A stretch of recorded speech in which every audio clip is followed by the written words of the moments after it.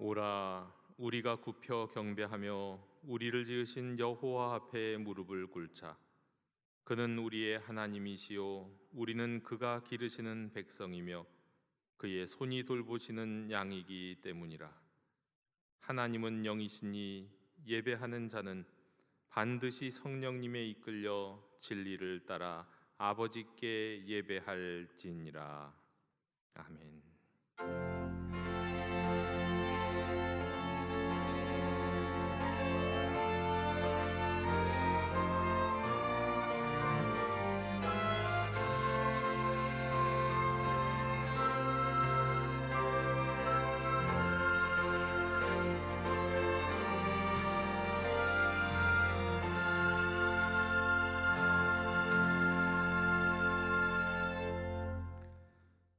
사랑의 하나님, 광야와 같이 고달픈 세상길에서 저희와 동행하여 주시고 눈동자와 같이 보호하여 주신 것에 감사를 드립니다.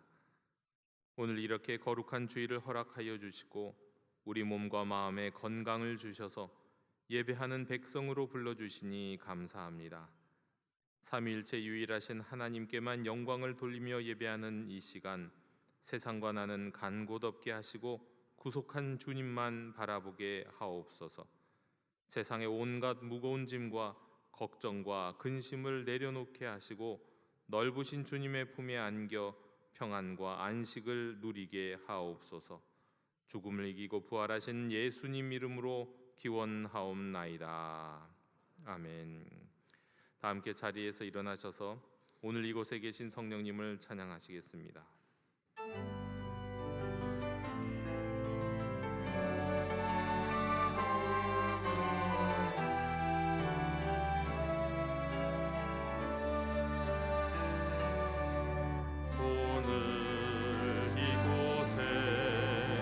계신 성령님, 우리에게 말씀하시고 우릴 가르치소서. 닫힌 우리 맘 열어주시고 주의 빛으로 밝혀 우릴 인도하소서. 주님보다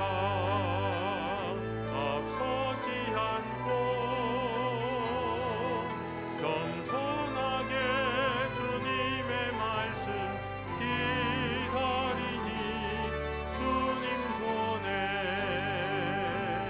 우릴 드립니다. 사랑으로 인도하소서. 창조하신 모습 떠난 우리를 예수님 함께 빚으소서.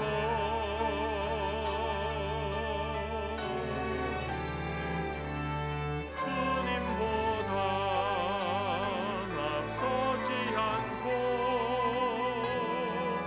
겸손하게 주님의 말씀 기다리니 주님 손에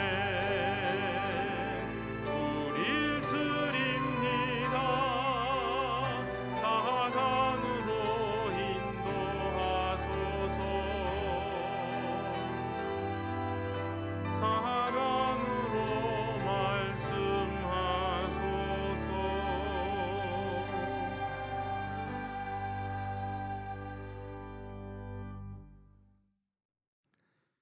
언제나 우리의 외모를 보지 않으시고 그 중심을 살피시는 하나님, 참 마음으로 드리는 우리의 회개를 받아 주시옵소서. 지난 한 주간도 은밀한 많은 죄를 범하였으면서도 하나님 앞과 사람들 앞에서 드러나지 않을 것이라 생각했습니다. 심지어 죄를 짓는지도 모르며 부지중에 범죄하였습니다. 때문에 죄악 가운데서도 주님을 두려워하지 아니하였습니다. 세상과 짝하여 살면서 하나님의 이름을 망령되이 일컫는 죄인들과 손을 잡았고 그들이 하는 은밀한 죄에 동참하기도 했습니다. 주님, 가슴을 두드리며 이 모든 죄를 회개하오니 용서해 주시옵소서. 하나님의 크신 사랑과 자비로 우리의 죄와 허물을 용서하여 주시고 이제 다시는 그런 죄악을 반복하지 않도록 성령님 감화시켜 주시옵소서. 주여 긍휼을 베풀어 주시옵소서.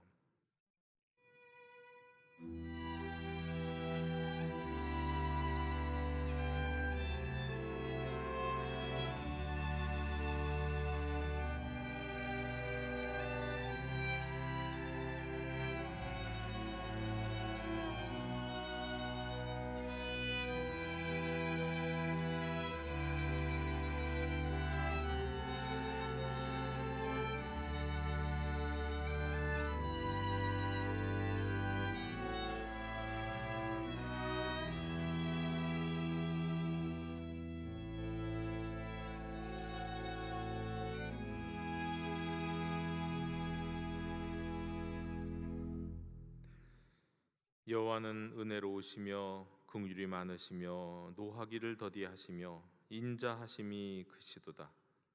여호와께서는 모든 것을 선대하시며 그 지으신 모든 것에 긍휼을 베푸시는도다. 아멘. 나는 전능하신 아버지 하나님 천지의 창조주를 믿습니다. 나는 그의 유일하신 아들 우리 주 예수 그리스도를 믿습니다. 그는 성령으로 잉태되어 동정녀 마리아에게서 나시고 본디오 빌라도에게 고난을 받아 십자가에 못 박혀 죽으시고 장사된 지 사흘 만에 죽은 자 가운데서 다시 살아나셨으며 하늘에 오르시어 전능하신 아버지 하나님 우편에 앉아 계시다가 거기로부터 살아있는 자와 죽은 자를 심판하러 오십니다. 나는 성령을 믿으며 거룩한 공교회와 성도의 교제와 죄를 용서받는 것과 몸의 부활과 영생을 믿습니다.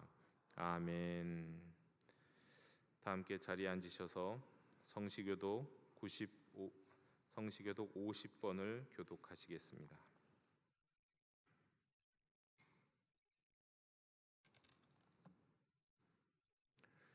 여호와께서 내 음성과 내 간구를 들으심으로 내가 그를 사랑하는도다.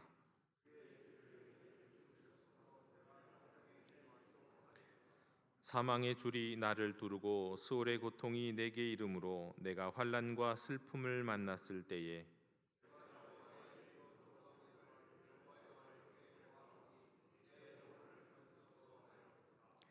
여호와는 은혜로우시며 의로우시며 우리 하나님은 긍휼이 많으시도다.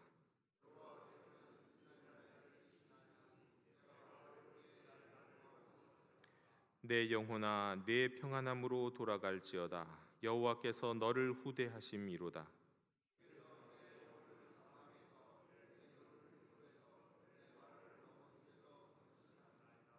내게 주신 모든 은혜를 내가 여호와께 무엇으로 보답할까? 여호와의 모든 백성 앞에서 나는 나의 서원을 여호와께 갚으리로다.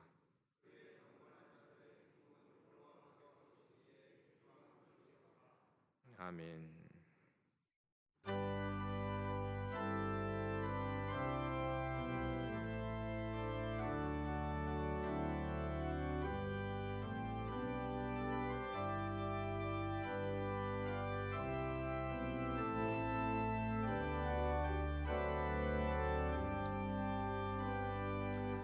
구주를 생각만 해도 이렇게 좋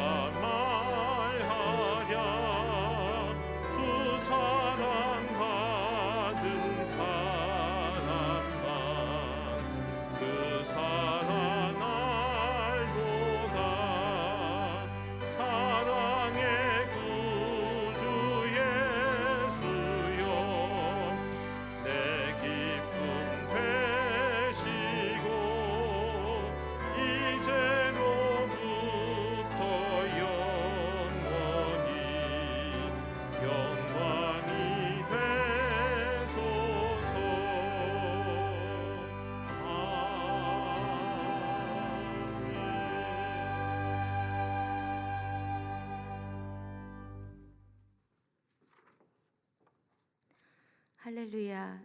찬송과 영광과 존귀를 세세 무궁토록 받으시기에 합당하신 사랑의 하나님 아버지, 부활절 셋째 주일을 맞이하게 하심에 감사를 드립니다.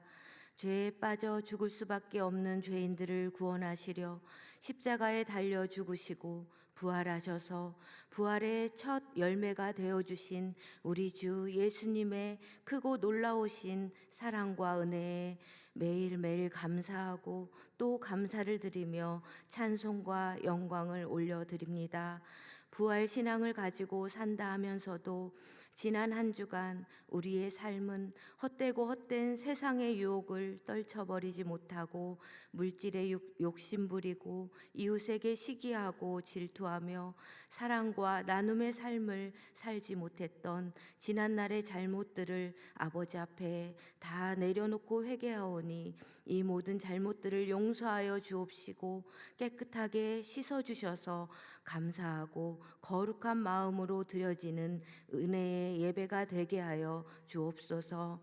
하나님은 헤아릴 수 없이 큰 일을 행하시며 기이한 일을 셀 수 없이 행하시나니 하나님은 아프게 하시다가 싸매시며 상하게 하시다가 그의 손으로 고치시나니 6가지 환난에서 너를 구원하시며 7가지 환난이라도 그 재앙이 내게 미치지 않게 하시며 멸망이 올 때에도 두려워하지 아니할 것이라고 말씀하신 하나님의 약속이 이루어질 것처럼 보이지 않더라도 믿음과 인내로 바랄 수 없는 중에 바라고 믿는 진정한 믿음의 사람이 되기를 원하고 바라오며 끝까지 소망을 가지고 인내하며 주의 말씀만을 의지하고 따르며 살게 하여 주옵소서.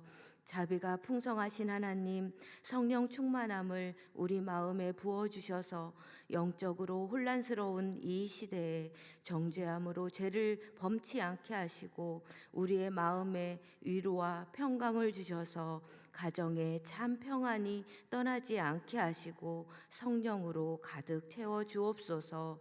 질병으로 인해 고통받고 치료 중에 있는 성도들의 어렵고 힘겨운 마음 다 아시고 누구보다도 더 아파하시고 안타까워하시는 아버지 하나님, 고통 중에 몸부림치는 성도들의 마음을 위로하시고 굳건한 믿음 갖게 하셔서 아픈 상처 싸매시고 치료해 주셔서 하나님의 지극하고 크신 사랑을 느끼게 하여 주옵소서. 오랜 시간 동안 끝날 것 같지 않던 코로나도 견뎌내고 이겨내도록 지켜주신 하나님 은혜에 감사를 드리며 이제는 성전에 나와 진정한 예배자의 모습으로 부르심에 순종하고 헌신하는 우리 영도교회 모든 성도가 되게 하여 주옵소서.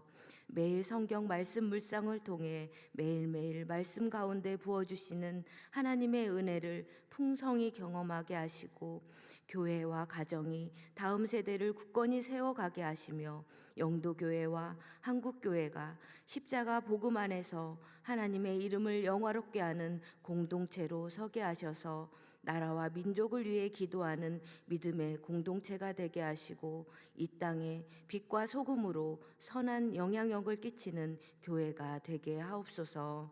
오늘도 귀한 말씀 전하시는 우리 목사님께 영과 육이 강건케 하시고 성령님 함께 하셔서 선포하시는 말씀 가운데 하나님의 영광만 나타나게 하시고 말씀에 순종하며 안으로 밖으로 다음으로 가는 건강한 영도교회가 되도록 인도하여 주옵소서. 보이지 않는 곳에서 헌신하며 봉사하는 손길에 사랑과 은혜 가득 채워주시고 성령의 권능으로 부활의 주님을 온 세상에 증거하는 성도가 되길 간절히 바라오며 부활의 첫 열매가 되신 우리 주 예수 그리스도 이름으로 기도드립니다. 아멘.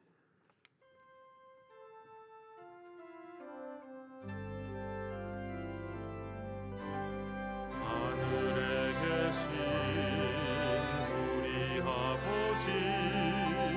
아버지의 이름을 거룩하게 하시며 아버지의 나라가 오게 하시며 아버지의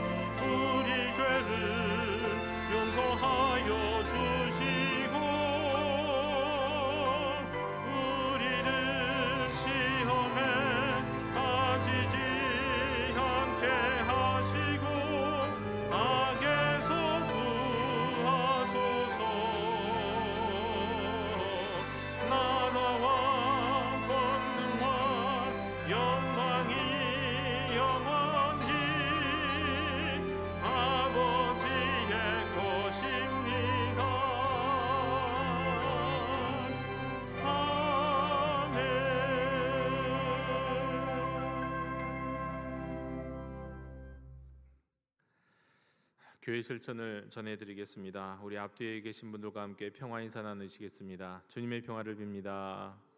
주님의 평화를 빕니다. 이번 주 금요일 우리 4인4색 금양류 기도회 계속되고 다음 주일은 우리가 선교 주일로 지킵니다. 알려드립니다. 5월 7일부터 우리가 영도 행전을 진행합니다. 5월 7일부터 6월 11일까지 우리 기도로 준비하고 또 5월 7일 전도 제상자를 작성하고 또 6월 11일 우리 초청하는 그 영도 행전의 이 대장정에 많은 분들이 기도 가운데 하나님이 주시는 위대한 명령 이 전도를 실천할 수 있는 그런 우리 영도 가족들이 다 되셨으면 좋겠습니다. 우리 4인4색 금양류 기도에 이제 2주 남았습니다. 이번 주에는 2단 특별히 신현욱 목사님 신천지 집화장 출신이시죠. 그래서 굉장히 이 분야에 있어서 가장 정통하신 우리 목사님이신데 이단에 관한 주제로 우리에게 말씀 이번 주 전해 주시겠습니다. 유아 세례식 신청해 주시기 바랍니다. 또 특별한 광고를 드립니다. 우리 영도 어게인이 준비 중에 있습니다. 이건 여러분들이 하실 것은 아니고 살짝 지나가시다가 참여하시면 되겠는데요. 지역 복음화를 소망하면서 영도교의 소중한 일꾼들이 이 힐링 버스킹을 하는 자리입니다. 지금 4월 29일 오후 1시 영등포역 5번 6번 출구 사이에서 우리 지금 교육자와 청년이 함께 준비 중에 있습니다. 기도로 부탁드리겠습니다. 참여해 주시길 부탁드리겠습니다. 우리 영도 뮤직스쿨 2학기 두 번째 2학기가 이제 2학기로 올해 끝나는 건 아니고 이제 두 번째 학기가 이제 진행이 됩니다. 5월 6일부터 진행이 되게 되는데 플루피아노, 첼로, 바이올린 신청해 주시고 이를 통해서 우리 악기 음악의 세계에 또 입문할 수 있는 여러분들이 되셨으면 좋겠습니다. 영등포노회가 오는 화요일에 있습니다. 이 시간 우리 잠시 우리 영상 광고를 시청해 주시기 바랍니다. 사랑하고 존경하는 우리 총회 산하 모든 성도 여러분, 주 예수 그리스도 이름으로 문안드립니다. 총회는 큰 기도 제목이 생겼습니다. 영등포 노회 은성교회 건축부도 사태로부터 야기된 시행사 측 강제 경매 신청에 관련하여 총회 결의로 특별대책위원회를 구성하고 4년간 총회 차원의 대책을 진행해 왔습니다. 그러나 시행사 측이 서울노회 유지재단 가입교회에 대하여 강제 경매를 확대하고 있어서 이를 기본적으로 차단하기 위해서는 현재 대법원에서 심리 중인 청구 이 소송에서 꼭 승소해야만 합니다.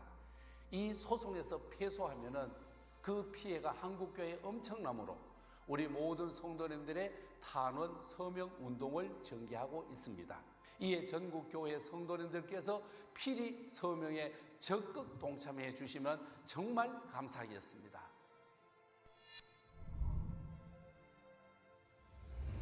우리 통합교단은 교회 부동산을 보존하는 방법으로 지역별로 설립한 유지재단에 편입해 보존하도록 하고 있습니다. 이는 총회헌법 제95조에 근거를 두고 있습니다. 부동산 실권리자 명의 등기에 관한 법률에서도 유지재단 명의로 등기하고 각 교회가 사용하는 명의신탁을 인정해 합법적입니다. 이런 교회 부동산 관리제도에 비상등이 켜졌습니다. 한 시행사의 탐욕이 유지재단 제도를 무너뜨리려고 합니다. 10여 년 전 서울의 은성교회가 교회 건축을 하다가 대출 이자를 감당하지 못해 2013년 경매로 교회 부지가 시행사로 넘어갔습니다. 시세의 반값도 안 되는 가격으로 교회 부지를 매입한 시행사는 건축이 중단된 교회 지하 공간에서 예배를 드리던 은성교회에 건물 철거와 예배 장소 퇴거를 요청했고 건축허가 명의자인 유지재단을 상대로 토지 사용 지료를 청구하는 소를 제기해 매월 1억 6,500만 원을 지급하라는 판결을 받았습니다.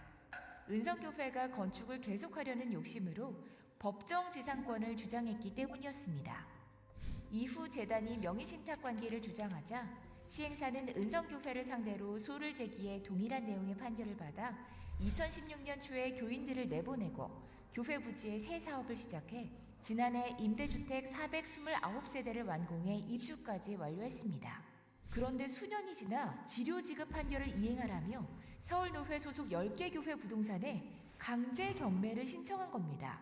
서울노회 유지재단은 1958년에 당시 서울, 경기, 강원 지역 단일 노회인 경기노회 소속 교회의 부동산을 보존하기 위해 한경직 목사님 주도로 설립한 재단입니다. 현재는 수도권 20개 노회와 강원 지역과 이북노회 등 총 27개 노회 산하 600여 교회의 부동산을 관리하는 우리 교단 최대 규모의 유지재단입니다. 단순히 서울노회만의 재단이 아닙니다.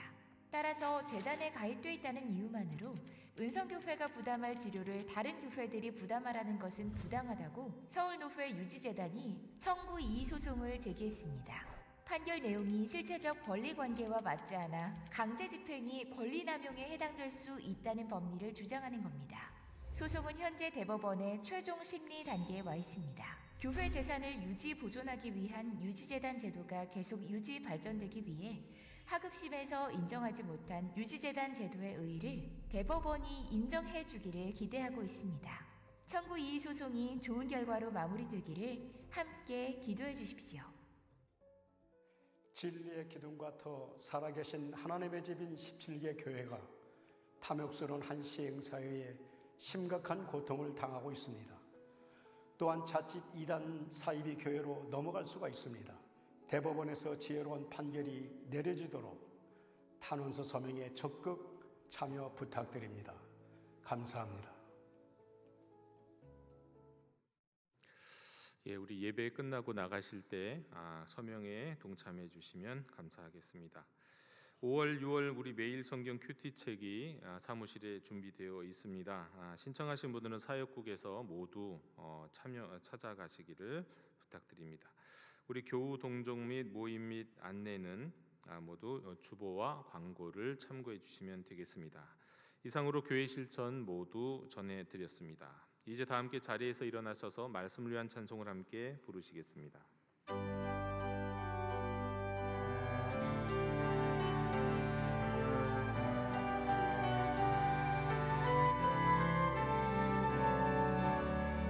말씀하소서 여호와여 온 맘 다하여 듣겠나이다. 성령 하나님이여 평화 내려주소서.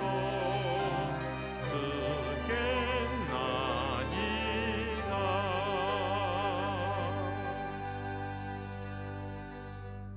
오늘 우리에게 주신 하나님의 말씀은 마태복음 28장 16절에서 20절까지의 말씀입니다. 하나님의 말씀을 경청하십시오. 11 제자가 갈릴리에 가서 예수께서 지시하신 산에 이르러 예수를 배웠고 경배하나 아직도 의심하는 사람들이 있더라. 예수께서 나와 말씀하여 이르시되 하늘과 땅의 모든 권세를 내게 주셨으니 그러므로 너희는 가서 모든 민족을 제자로 삼아 아버지와 아들과 성령의 이름으로 세례를 베풀고 내가 너희에게 분부한 모든 것을 가르쳐 지키게 하라. 볼지어다 내가 세상 끝날까지 너희와 항상 함께 있으리라 하시니라. 아멘. 자리에 앉으시겠습니다.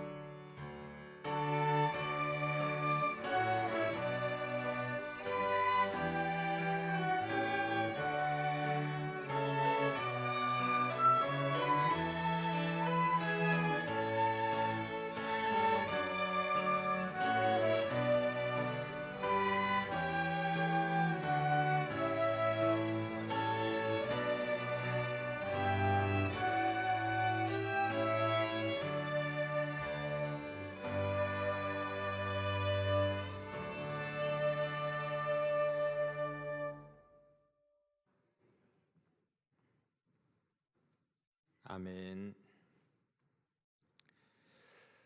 마태복음에는 산이 많이 등장합니다.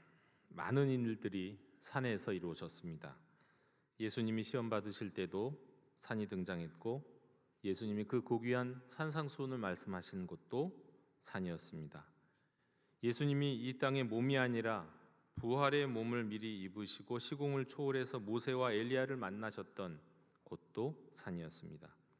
감람산에서 마지막으로 제자들을 가르치셨고, 또한 그곳에서 간절하게 하나님께 기도하셨습니다. 다 산에서 이루어진 일입니다. 그런데 이제는 부활하신 예수님이 제자들에게 마지막 가르침이라기보다는 위임, 그래서 대위임이라고도 하고, 또 가장 위대한 명령, 지극히 높은 명령, 그래서 지상명령이라고도 말씀하시는 그 명령을 내리시기 위해서 그들을 부르셨습니다. 역시 산으로 말입니다. 영등포에 가장 아쉬운 점이 있다면 개천도 있고 강도 있는데 산이 없다는 거죠. 이 영등포에는 없는 그런 산으로, 갈릴리의 산으로 제자들을 부르셨습니다. 거기서 부활하신 예수님을 만난 제자들은 예수님을 뵙고 경배했습니다. 빈 무덤을 발견하고 천사의 이야기를 듣고 달려가던 여인들이 부활하신 예수님을 만났을 때 무릎을 꿇고 경배했던 것처럼 말이죠. 그런데 정말 놀라운 것은 몇몇 제자들은 망설였다는 겁니다. 대부분의 제자들이 선생님으로서가 아니라 부활하신 주님, 하나님의 독생자로 주님을 경배하게 됐는데, 그 자리에서 몇 사람은 경배하는 그 자리에서 머뭇거리는 사람이 있었다는 겁니다. 성경에 이런 기록이 있는 거 보면 정말 성경이 얼마나 사실적인지를 알 수 있습니다. 왜냐하면 제가 만약에 이것을 기록하는 사람이라면 이런 것은 딱 빼고 기록할 것 같거든요. 인간적으로는 그래요. 그런데 성경에서 이것을 있는 그대로 기록하고 있습니다. 저는 이 머뭇거림을 너무너무 잘 알 것 같아요. 쭈뼛쭈뼛 이러지도 저러지도 못하는 그 애매한 상황 말이죠. 이 머뭇거림은 의심인지 신학적인 혼란인지 분명하지가 않습니다. 정말이지 이게 부활하신 예수님인가? 영생의 몸으로 변화하신 예수님이 맞는가?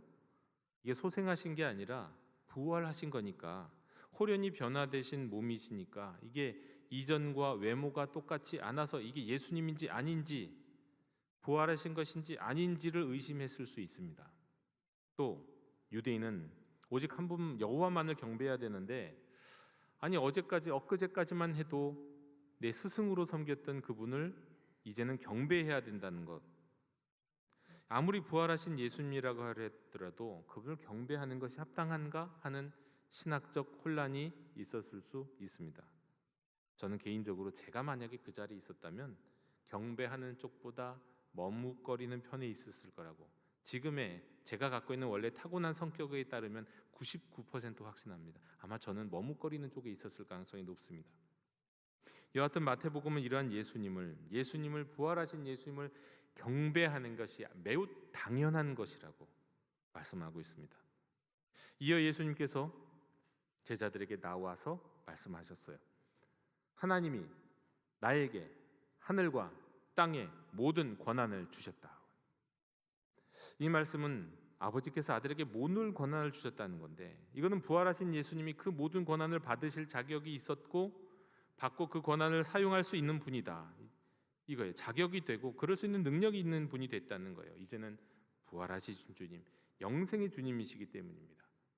또 이제까지 여호와 하나님을 중심으로 영적인 삶을 살아온 것이 이스라엘 사람 백성들의 신앙 생활이었다고 한다면, 이제부터는 부활하신 예수님을 중심으로 예수님을 통하여 하나님을 알아가는 삶, 나아가서 다시 우리로 예수님이 하나님으로부터 그러하였고 우리도 예수님으로부터 그 권한과 권세를 위임받아서 살아가는 삶을 살아야 한다는 말씀이기도 합니다.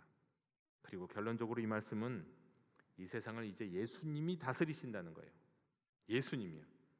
마귀에게 시험 받으실 때 마귀가 예수님에게 그런 욕을 했잖아요. 이 세상을 다스리는 통치권을 주겠다고. 그러나 그것은 가짜예요. 진짜 주권자이신 하나님으로부터 세상을 다스리는 권한을 받으셨다는 것, 예수님이 이 세상의 진정한 왕이 되셨다는 겁니다. 왕, 그리스도, 진짜 메시아가 되셨다는 말씀이에요. 왕이신 예수님이 이 세상을 통치하시는 방식은요, 바로 이제 예수님이 말씀하시는 이 일들이 이루어지는 것을 통해서 이루어집니다. 이제 지상 최대의 위임, 명령을 이제 하게 되는데 제자들에게 하게 되잖아요. 그 위임과 그 명령을 받은 제자들이 어떻게 하느냐에 따라서, 어떻게 순종하느냐에 따라서 그 속도와 그 내용들이 이제 영향을 받게 되는 겁니다. 부활하심으로 온 세상의 왕이 되신 예수님의 통치, 예수님의 나라는 이 지상 명령을 통해서, 이 명령을 딱 받들고 준행하게 될 제자들을 통해서 이제 이루어지게 될 것이다 라고 말씀합니다. 왕 되신 예수님의 나라는 이제 대리인들, 위임받은 사람들, 제자들이 어떻게 하느냐, 이것과 관련이 있다는 거예요. 달려 있다는 거예요. 그리고 하늘과 땅의 권세를 받으신 온 세상의 참이신 왕이, 참 왕이신 그리스도이신 이 예수님의 위대한 명령은 바로 요 한 문장으로 귀결이 됩니다. 딱 한 문장으로 다 정리가 돼요. 너희는 가서 모든 민족을 제자로 삼아라. 이제 예수님의 제자들이 해야 될 것, 이 위임과 이 명령을 따라야 할 사람들이 행하는 것을 이거 하나예요. 제자 삼는 거예요. 세례를 주고 이미 주님이 명령하셨던 바를 가르쳐 지키게 하는 이 모든 것들은 제자 삼는 일에 해당되는 겁니다. 우리 예수님은 11제자들에게 모든 민족을 교인 삼아라 말씀하지 않으셨어요. 단지 모든 사람들이 예수님을 영접하게 하라 하지 않으셨어요. 예수님은 당신의 제자들에게 모든 민족을 제자 삼으라고 말씀하셨습니다. 세례를 주고 예수님이 분부하신 모든 것을 가르쳐 지키게 하면서 말이죠. 이것이 11제자에게 예수님이 주셨던 위대한 명령, 지상 명령, 대위임장입니다.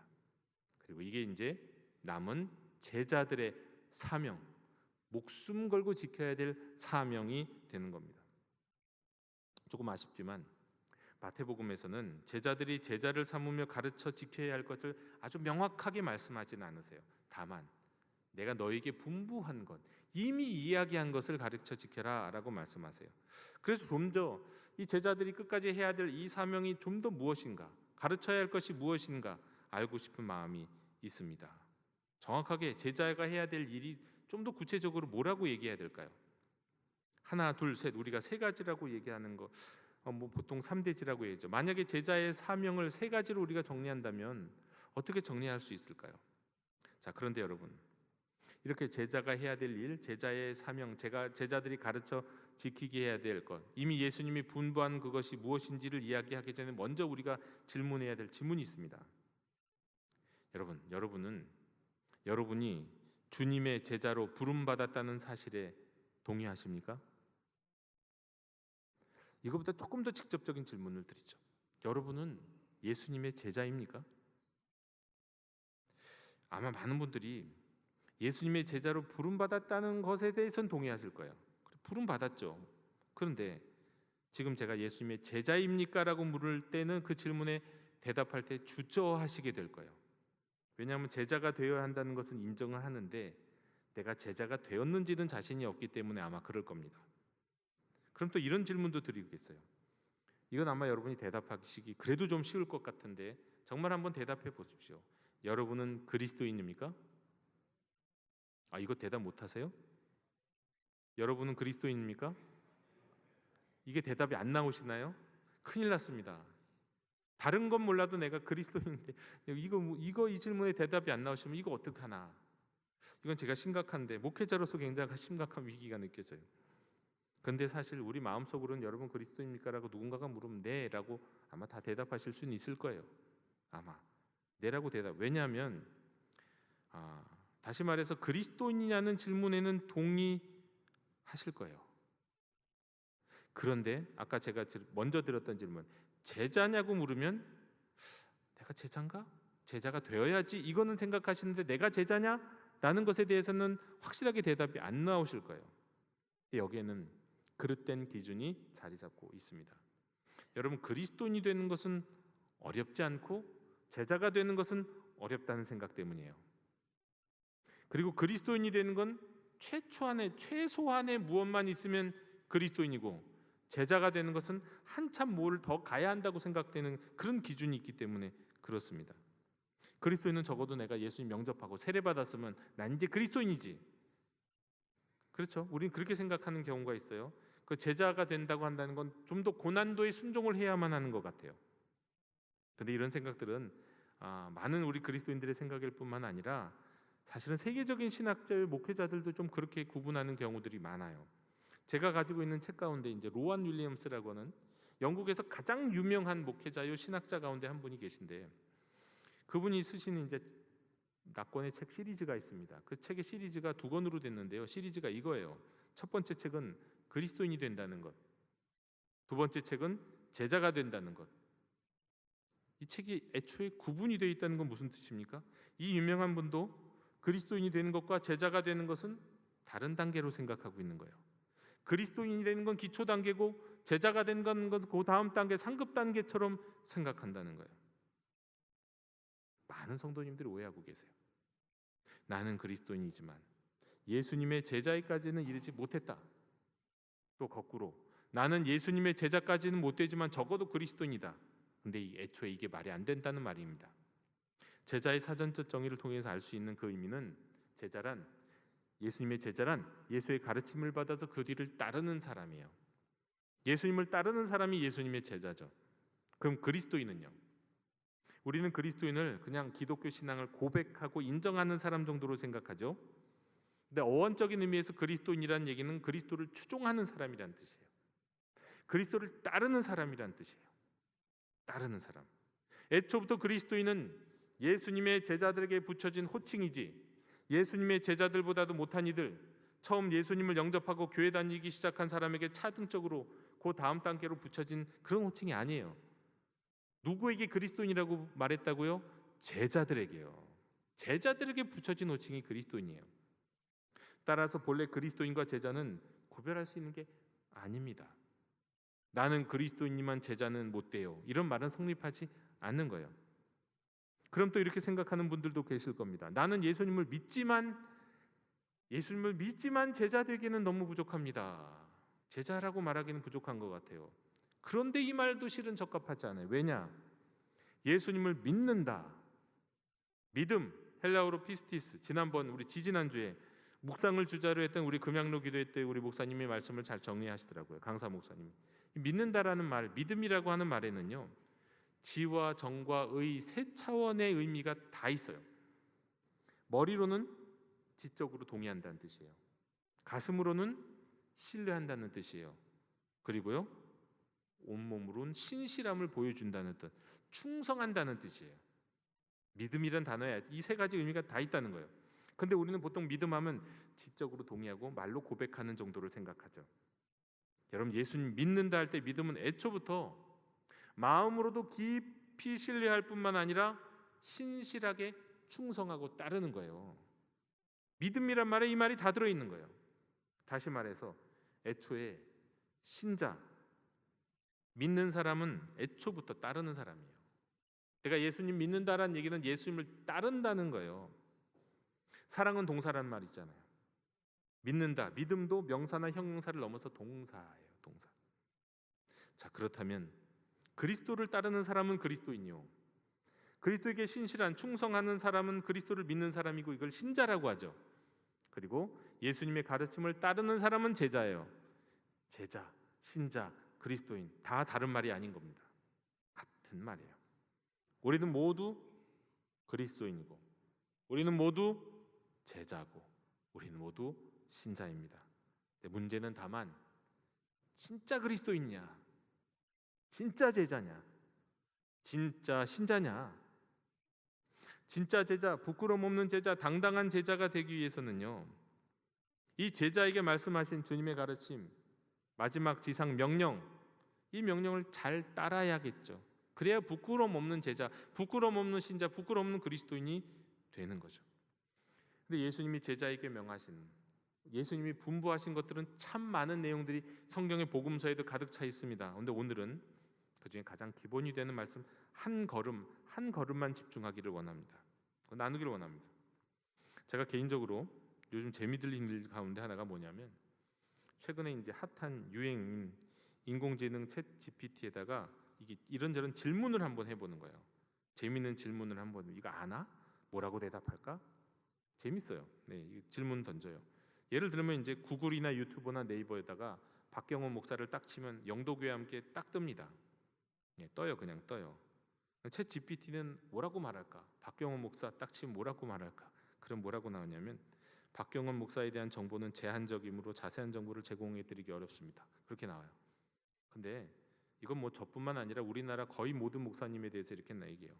예, 거의 대부분의 목사님, 유명하신 이제 몇몇 목사님은 조금 더 추가가 되는 경우가 있고, 아주 유명하신, 이건 이 정도는 알겠지 하는 목사님들도 정보가 자세히 나오는데 보면 틀려요. 다 틀린 얘기들이 막 가득해요.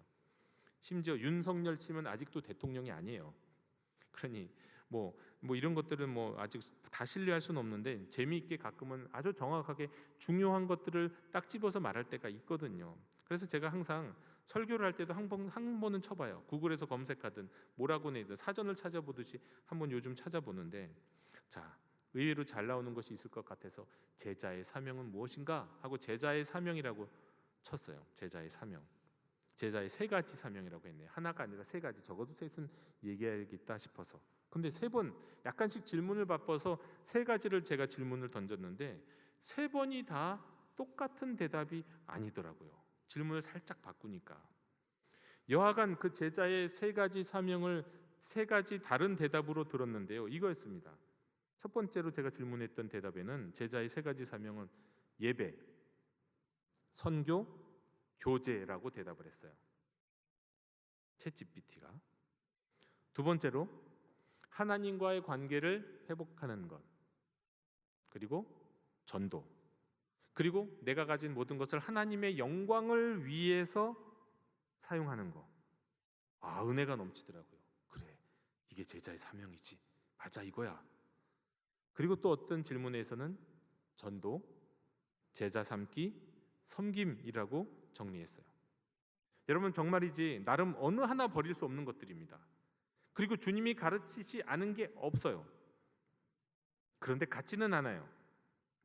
아마 실제로 그럴 거예요. 많은 목사님들에게, 많은 신앙생활을 많이 오래 하신 분들에게 제자의 사명 세 가지를 적어보세요 라고 묻는다면 다 대답이 다 될 건데, 그런데 그 대답 하나하나가 또 다 틀린 건 없을 거예요.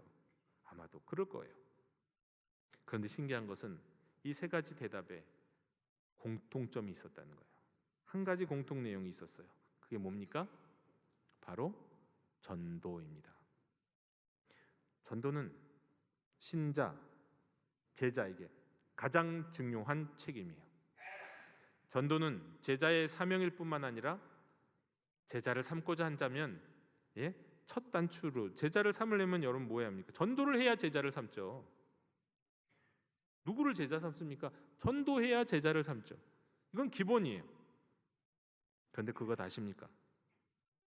한국교회 성도들이 정말 전도 안 한다는 거.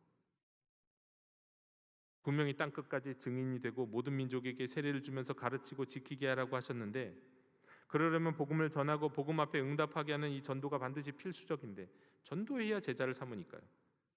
이것이 틀림없이 우리 그리스도인 신자, 제자의 사명인데, 목숨을 지켜야 할 명령인데, 예수님이 명령하신 마지막 명령의 핵심이기도 한데, 한국교회 성도들이 정말 전도를 안 해요. 한국교회 성도들이 이 정도면 세계교회 성도들은 얼마나 더 할까? 서양교회 성도들은 얼마나 더 할까? 당연해요. 더 하죠. 더해요. 전도 안 해요. 오늘날 많은 성도들이 신앙을 사적 프라이버시의 영역으로 가둬둬요. 그리고 내 이것을 내 프라이버시의 영역에 가둬두고 살면 나는 세상에 나가서도 재밌게 살 수 있고 많은 사람들과 아무런 부담 없이 살 수 있어요. 내 프라이버시 영역에 가둬두면 그들과 함께 마음껏 웃으면서 세상 친구들 갖고 너무너무 즐겁게 살 수 있어요. 프라이버시 가둬두면 돼요. 여기만 가둬두면 돼요. 그래서 현대인들은 그래요. 특히 품위 있게 살고 싶은 사람들, 현대인들은 이 품위 있게 살고 싶은 현대인들은 전도 같은 거는 하지 난 안 하. 그렇게 생각하고 그렇게 살아요. 그리고 전도를 얘기하면 그걸 마치 교회의 양적 성장을 위한 도구처럼 여겨요. 때문에 교회에서 목사가 어지간히 전도하자고 해도요, 아무리 설교해도요 꿈쩍도 하지 않습니다. 알아요. 제가 여기서 여러분들에게 전도합시다 해도 안 해요. 알고 있어요. 이것은 너무나도 틀림없이 성경에서 확실하게 말씀하는 제자의 사명인데 반드시 해야 되는 건데 안 하는 거 알아요. 물론 이해합니다. 저도 만약에 그냥 교인이었으면 꿈쩍도 안 했을 사람 가운데 하나이기 때문에 제가 여러분을 탓하는 게 아니에요. 아마 저도 그럴 거예요. 아까도 말씀드렸지만 저는 성격이 특별히 부활하신 예수님을 만난 자리에 있었다 하더라도 다른 사람은 몰라도 저는 머뭇거리는 그런 성격의 사람이거든요. 심지어 제가 목회자의 길을 걷고 있었을 때도요, 예전에는 특별히 교회에서 뭐 총동원주일, 새생명축제 이런 거 하면 무슨 온 교회를 무슨 장사터로 만드나, 무슨 교회가 군대인가, 막 이런 아주 전도에 대해서 회의적인 부정적인 것들만 이야기를 잔뜩 들어놓고는 회의적인 생각을 가졌던 때가 있어요. 저뿐 아니라 제가 몸담았던 교회, 제 주변에 있던 신학교 교수님들, 신학교 동료들, 제가 걸어왔던 교회의 성도님들, 그 공동체와 영성을 추구하신다고 하는 그리스도인들 가운데서 특별히 교회가 또 예를 들어서 어떤 날을 특별히 정해서 초청하고 전도하는 이런 방식에 대해서 부정적인 분들이 많아요. 너무 잘하죠. 저만큼 잘하는 사람이 어디 있겠습니까? 특별히 또 막 그날에는 막 선물도 주기도 하고 뭐 어떤 초청 게스트를 초청해갖고 연예인처럼 막 초대하기도 하고 그러잖아요. 이 마치 이런 모습들이 자본주의화된 기독교의 부정적인 모습을 대변하는 것 같다는 생각들을 많은 사람들이 해요. 저도 누구보다도 시니컬한 유형의 그리스도인이었던 사람인지라 제가 그렇게 생각했던 적이 있습니다. 그런데 말이죠, 그게 아니라는 걸 깨달았어요. 전도가 성경에서 말씀하면 틀림없는 우리 그리스도인 신자 제자의 사명인데도 그렇게 하지 않으면 1년에 한 번은 물론이고 10년에 한 번은 또 물론이고 평생 한 번도 안 할 분들이 80% 이상이에요. 하나님 앞에 가서 우리가 뭐라고 말할 거예요? 주님 앞에 나가서 그렇게 내가 성경을 통해서 중요하게 얘기했는데 어떻게 신자 성도로 살아서 10년, 20년, 50년 살아놓고도 한 번 전도를 안 하냐? 근데 가만히 보니까 그 교회 책임인 거예요. 하게 도와드려야 돼서 하게 기회를 드렸어야 되는 거예요. 나의 주변에서 복음이 필요한 전도 대상자가 누구인지에 대해서 1년에 단 한 번도 생각 안 하고 복음을 나누기는커녕 전도지 한 번 전하거나 초대 한 번 하지 않고 1년 수십 년 지나갈 분들이 교회에 가득해요. 다수예요. 그러니 이런 것들을, 이런 현실들을 알고 나면 그럼 목회자가 무엇을 해야 되는가, 교회가 무엇을 해야 되는가 아주 명확해지는 겁니다. 우리 목회자가 해야 할, 교회가 할 일은 우리 성도들이 참 그리스도인, 참 신자, 참 제자가 되기 위해서 이 제자의 사명을 다할 수 있게 어떻게든 기회를 드리고 만들어 드려야죠. 만들어서라도 드려야 돼요. 만들어서라도. 초청한 주일엔 선물도 드리고 특별한 손님도 모시는 이유, 저 그거 굉장히 부정적이었던 사람이거든요. 왜 그냥 기존에 평소에 예배드린 것처럼 예배드리지. 제가 어리석었어요. 그렇게 생각했던 제가 너무너무 어리석은 사람이라는 것을 늦게서 깨달았어요. 내가 굉장히 아는 척했구나. 난 좀 특별한 사람이라고 착각하고 살았구나. 예전엔 그렇게 생각했어요. 교만이라는 걸 알았어요. 내가 진짜 교만했구나. 이런 어리석은 생각을 하면서 그게 마치 정의로운 것처럼 이렇게 말하고, 진짜 어리석은데요. 여러분, 초청하는 주일에 선물도 드리고 특별한 손님도 모시는 이유는 이게 뭐 본질적이거나 이게 성경적이라서가 아니죠. 당연히 아니에요. 그런데 뭐냐면요, 도무지 복음에도 교회에도 관심이 없을 이웃들에게 이런 일을 하니까, 이런 선물 준다고 하니까 이번에 한번 교회 가자라고, 교회 가보자라고 얘기할 수 있도록 기회와 계기를 마련해 드리는 거예요. 조금이라도 쉽게 이웃에게 교회 가자고 말하려면, 야, 교회 가자, 뭐 특별한 거 있어? 라고 물어보잖아요. 그럼 뭐래도 뭔가 말 한마디라도 더 던지고 있고 설득할 수 있기 위해서 계기와 기회를 만들어야 되는 거지, 이것으로 무슨 전도가 된다고 생각하는 거 아니에요. 또 그렇게 오신 분들은 어떻게든 조금이라도 환대하기 위해서 뭘 보여드리거나 뭘 드리는 거예요.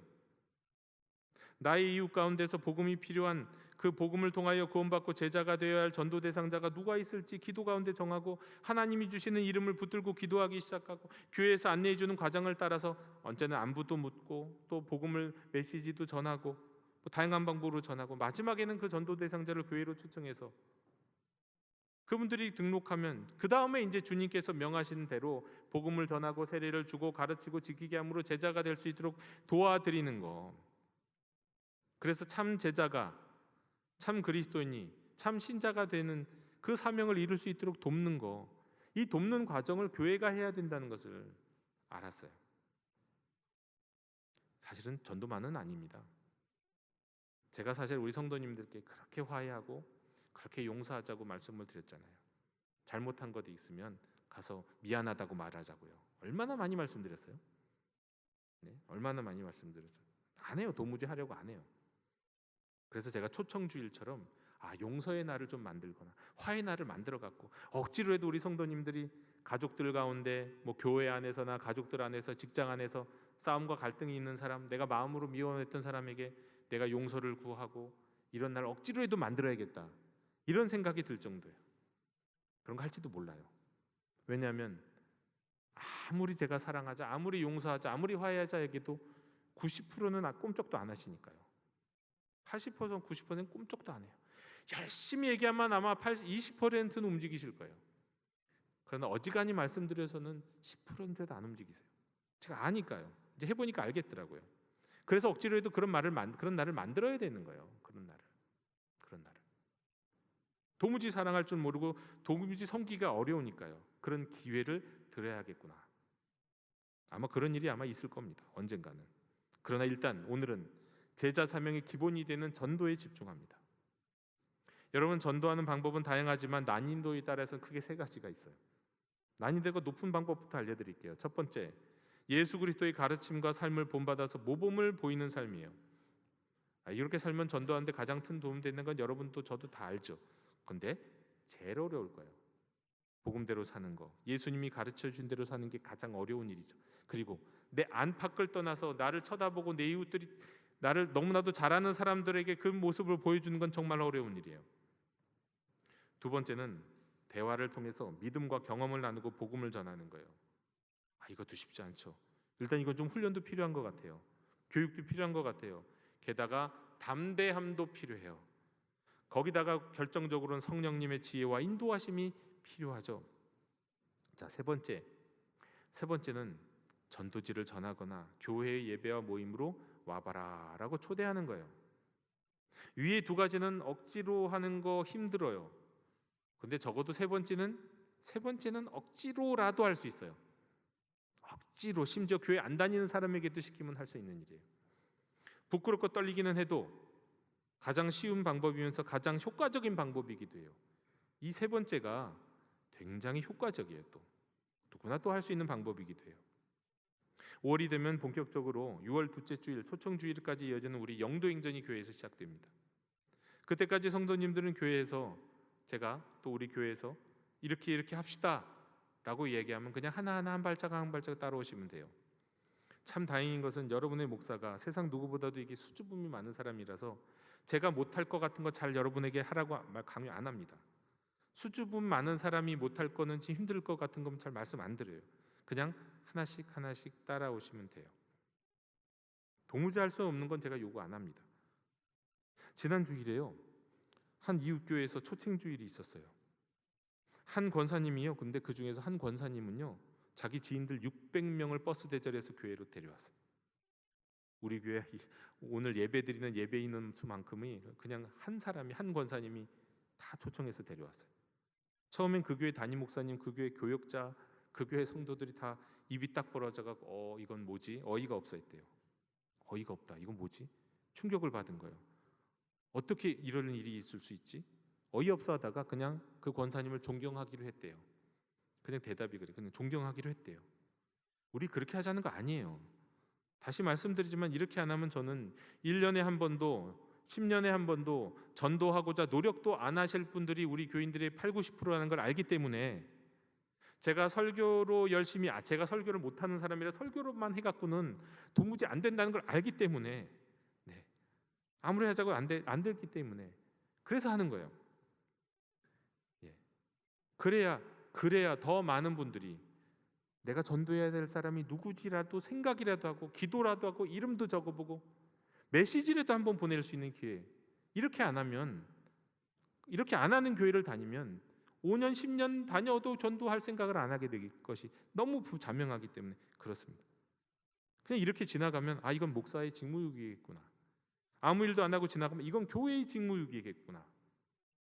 우리 성도님들이 예수님의 제자가 되기 위한 가장 기본적인 사명인 전도에 힘쓰지 않고 나중에 주님을 만약에 마주하게 되면 그때 얼마나 부끄러울까.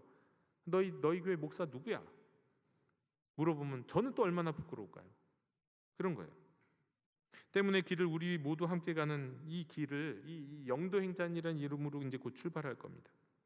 기도하시면서 마음의 준비를 시작하시고 열매는 하나님께 맡기고 이 땅 하면 그냥 같이 한 주 한 주 우리가 걸어가면서 전도의 발걸음들을 함께 할 수 있으면 좋겠습니다. 영도가족 여러분, 제자의 사명 그 핵심엔 전도가 있어요. 부활하신 예수님이 산에서 제자들에게 내리신 위대한 사명, 그 사명이 가장 기본이 되는 이 과제를 우리 영도교회는 영도행전을 통해서 함께 준비해 나가려고 합니다. 먼저는 기도로, 다음에는 함께 동행하며 우리가 행동하며 나아갈 것입니다. 우리 예수님이 말씀하셨죠. 내가 세상 끝날까지 너희와 항상 함께 있으리라. 주께서 원하시는 일을, 주님의 사명을 감당하기 위해 나를 드리고 헌신하는 사람들에게 우리 주님이 말씀하신 약속이에요. 약속하신 주님의 약속대로 우리가 그저 주님의 일에 헌신하면 주님이 우리와 동행하시면서 그 열매를 이끌어 주실 것입니다. 우리가 제자의 길을 가면 우리 주님은 반드시 그 제자의 길에 땅 끝까지, 세상 끝까지 우리와 함께 하실 줄로 믿습니다. 기도하겠습니다. 주님, 모든 민족을 제자 삼으시라는 주님의 마지막 명령을 우리가 이 시간 기억합니다. 순종하고자 첫걸음으로 이웃에게 전도하고자 합니다. 이를 위해서 우리 영도교회가 함께 걸어가고 함께 역사를 쓰게 될 영도교회판 사도행전인 영도행전을 준비합니다. 저희가 기도하고 헌신할 때 함께 하실 줄로 믿습니다. 기뻐함으로 자원하는 심정으로 주께서 명하신 이 행전에 동참하게 해 주시옵소서. 부활하시고 사명 주신 예수님 이름으로 기도하옵나이다. 아멘. 이 시간 응답의 찬송 499장 부르시기며 봉헌하시겠습니다.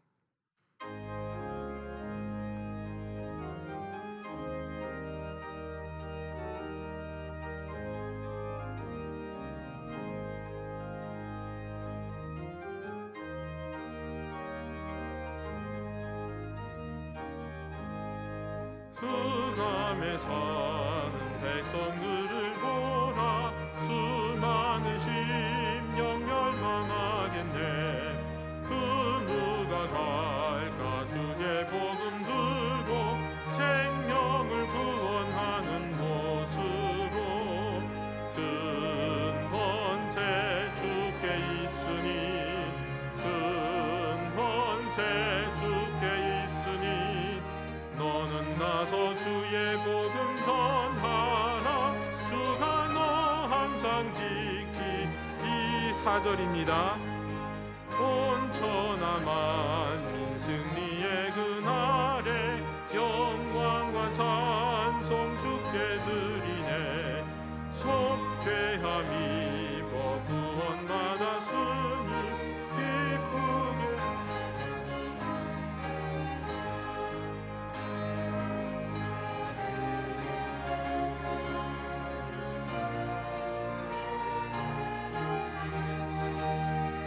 너는 가서 주의 복음 전하라.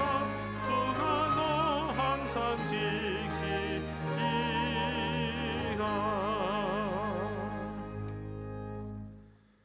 주님, 부활절 세 번째 주일이라는 복된 시간에 우리 모두 한 자리에 모여서 예배하고 봉헌하게 하시니 감사드립니다. 주께서 저희에게 주신 모든 은혜를 도대체 무엇으로 보답할까 하오나 주께서 저희들의 삶에 베푸신 선하신 사랑과 은혜를 기억하며 기뻐하는 마음과 자원하는 심령으로 예물을 드리오니 이 예물에 하나님의 사랑이 채워져서 세상에 아름답고 자비로운 영향을 미칠 수 있도록 인도해 주시옵소서. 주를 경배하며 예물을 드리는 모든 이들의 마음이 하나 되게 하옵시고 주님의 평화가 넘치는 인생, 가정, 직장, 교회 공동체 되게 해 주시옵소서. 은혜롭고 자비로우신 예수님의 이름으로 봉헌기도 드리옵나이다. 아멘. 다 함께 자리에서 일어나셔서 결단의 찬양 함께 부르시겠습니다.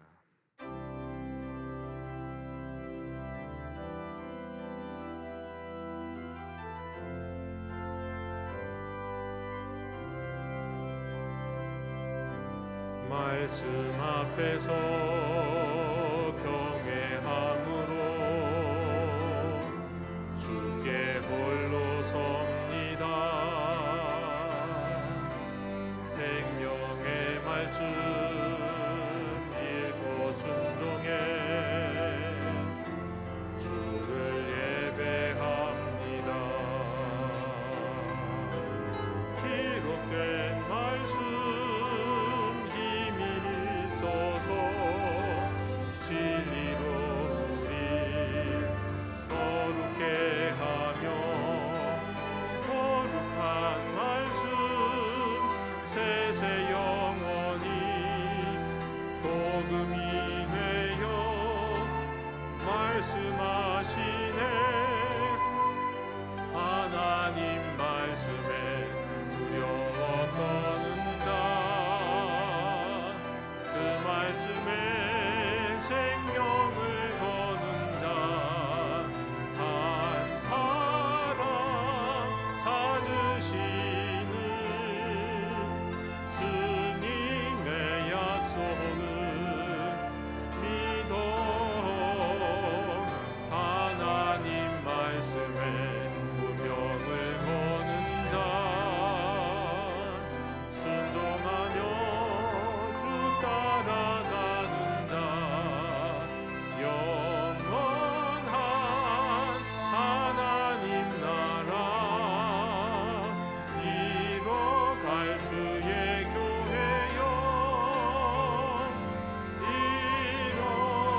일어나라.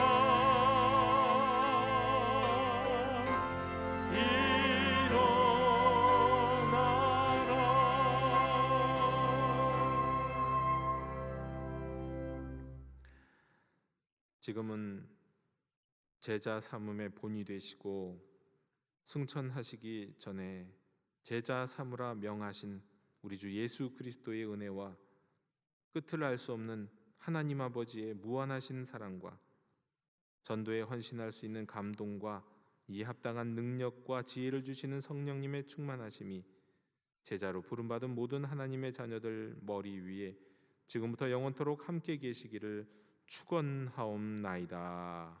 아멘.